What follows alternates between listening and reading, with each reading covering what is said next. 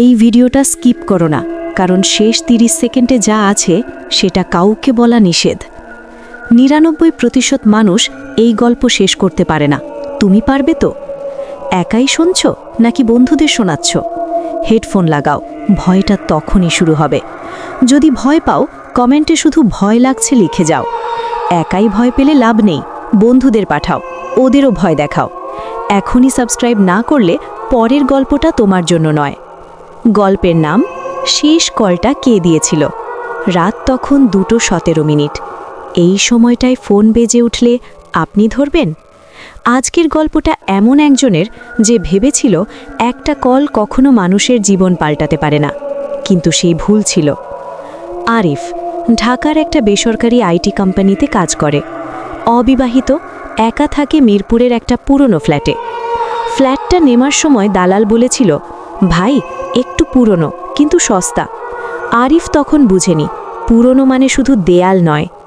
সেই রাতে লোডশেডিং, মোবাইলের আলোতেই সে শুয়ে আছে। ঠিক তখনই ট্রিং ট্রিং, অচেনা নাম্বার। সময় 2:17। আরিফ ধরল না। কিছুক্ষণ পর আবার ট্রিং। এইবার সে ধরল। পর্ব 2, প্রথম কল, 6 মিনিট। ওপাশ থেকে খুব আস্তে একটা কণ্ঠ, তুমি কি আরিফ? আরিফ চমকে উঠল। সে কাউকে তার নাম বলেনি।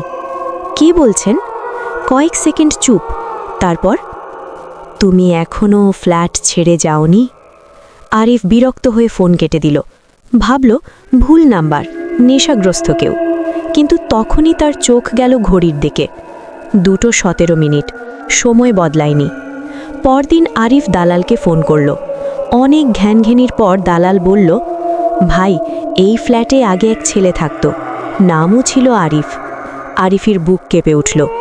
দালাল বলল, রাত 2টোর দিকে সে গলায় ফাঁস দেয়, কেউ বুঝতেই পারেনি। আরিফ ফোন কেটে দিল। সেদিন রাতে এসে সিদ্ধান্ত নিল আজ ঘুমাবে না। রাত 2:16। আরিফ বসে আছে, লাইট জ্বালানো, দরজা লক। 2:17। ট্রিং। এইবার ফোনটা ধরতেই ওপাশে তার নিজের কণ্ঠ, তুই কেন এখনো চলে গেলি না?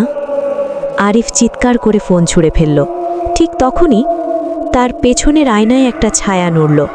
আরিফ দৌড়ে দরজার কাছে গেল।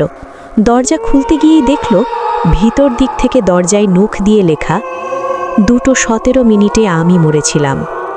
পেছন থেকে ঠান্ডা শ্বাস, এইবার তোর পালা। পরদিন সকালে পুলিশ আসে। আরিফের লাশ পাওয়া যায়।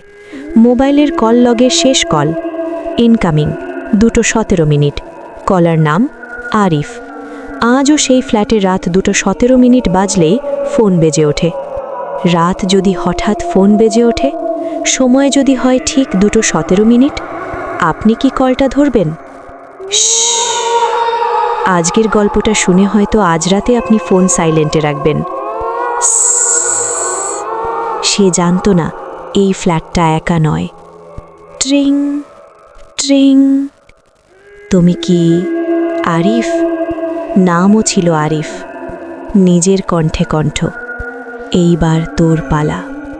আজও সেই ফ্ল্যাটে রাত 2:17 বাজলেই ফোন বেজে ওঠে। সতর্কতা, এই গল্প শোনার পর রাত 2:17 ফোন এলে ধরবেন না। আপনার অভিজ্ঞতা কমেন্টে লিখুন।